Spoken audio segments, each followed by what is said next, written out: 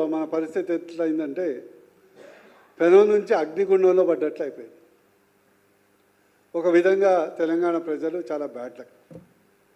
ఈరోజు కాంగ్రెస్ ప్రభుత్వం గతంలో కేవలం మోసపూరితమైనటువంటి అలవిగాని హామీలను ప్రజలకు మభ్యపెట్టి ప్రభుత్వాన్ని ఏర్పాటు చేయడం జరిగింది. వాళ్ళు ఫస్ట్ సక్సెస్ హిమాచల్లో చూశారు, తర్వాత కర్ణాటకలో చూశారు. అదే సక్సెస్ అబద్ధపు హామీలు, అలవగాని హామీల పునాది మీద ఒక దగ్గర 6 గ్యారంటీలు, ఒక దగ్గర 5 గ్యారంటీలు, ఇంకో దగ్గర 7 గ్యారంటీలు.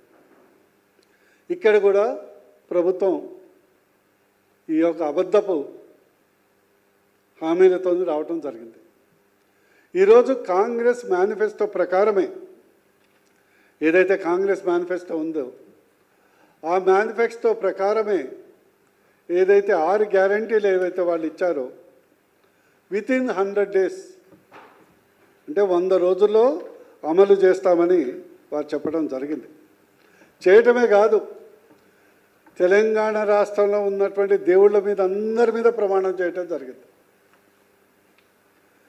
జనరల్గా పొలిటీషియన్స్ దేవుళ్ళని వదిలిపెడతారు, ప్రజల్ని మీద భస్మాసుర హస్తం పెడతారు. కానీ స్పెషాలిటీ ఏంటంటే దేవుళ్ళ మీద కూడా ప్రమాణం చేసి ఈ 6 గ్యారంటీలు వాళ్ళు ఇచ్చిన మేనిఫెస్టో ప్రకారం ఈ 6 గ్యారంటీలు వితిన్ 100 days అమలు చేస్తామని వాళ్ళు హామీ ఇవ్వటం జరిగింది. కానీ ఏమైంది? మహాలక్ష్మి ఫస్ట్ హామీ 2500 రూపాయలు